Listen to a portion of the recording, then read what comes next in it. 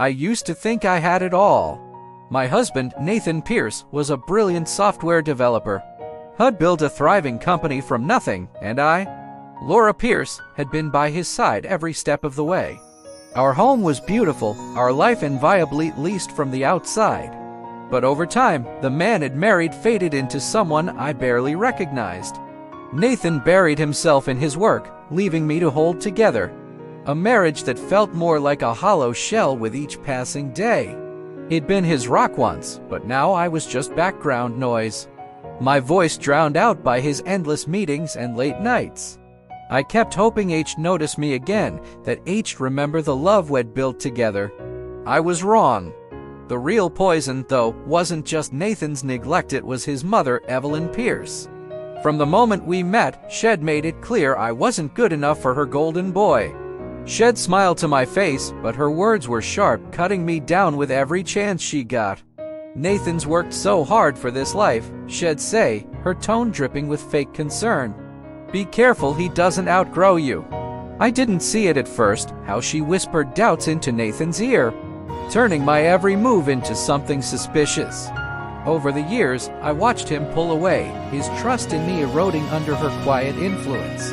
I tried to reach him, dinners I cooked that went cold waiting for him.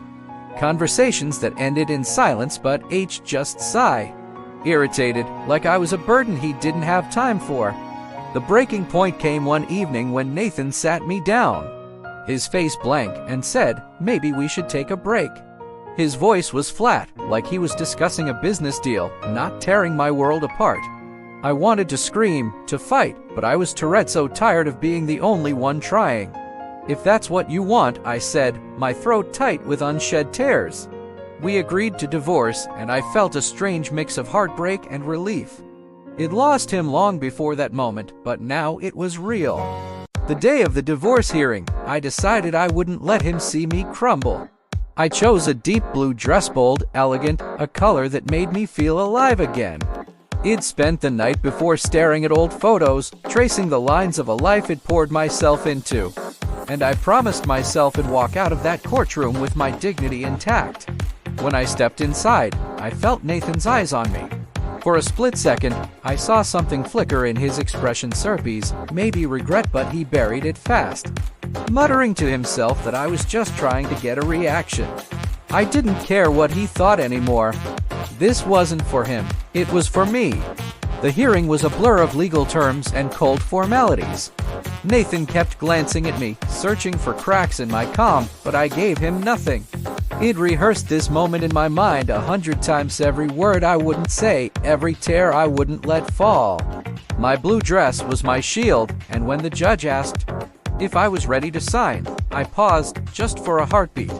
I looked at Nathan, the man I'd once loved more than anything, now a stranger across the table. Then I signed my name, steady and sure, closing a chapter I'd fought so hard to save. As the judge finalized it, Nathan's composure slipped. I saw the flicker of doubt in his eyes, the realization that I wasn't begging him to stay. When it was over, I stood, grabbed my bag, and walked toward the door. But before I left, I pulled an envelope from my purse and handed it to him. This is for you, I said, my voice soft but firm. He frowned, confused, as I turned and walked away, my heels clicking against the floor. I didn't look back. The letter inside wasn't angry or bitter, it was honest. I wrote about the years I'd spent trying to be the wife he needed, the dreams I'd shelved to support his, the nights I'd waited up for him only to be met with silence.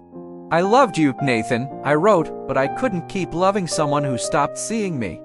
I hope you figure out what you've lost, not for my sake, but for yours. It was my goodbye, my way of letting go without giving him the satisfaction of seeing me break. Outside, Evelyn was waiting, her face twisted with disdain. So this is it? You're just walking away like you're the martyr? She sneered. I faced her, my calm unshaken. I'm not the martyr, Evelyn. I'm the one who survived you both.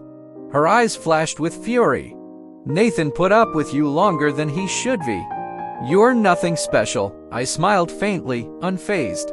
Maybe not to you, but hell never find another me.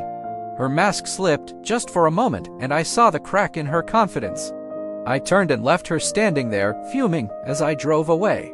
That night, alone in my apartment, I felt the weight of it all: relief, sadness, and a spark of something new. I'd spent years fading into Nathan's shadow, letting Evelyn's words chip away at me, but I was done. I thought about my sister, Rachel, who'd vanished years ago. I'd searched for her endlessly, despite Evelyn telling me it was a waste of time. Despite Nathan brushing it off as too emotional. Finding her had always been my lifeline, and now it was my purpose again. I wouldn't let them define me anymore. Meanwhile, Nathan sat in his office, my letter open in front of him. I didn't see it, but I could imagine the way his hands shook as he read it. The way my words hit him harder than H'd expected.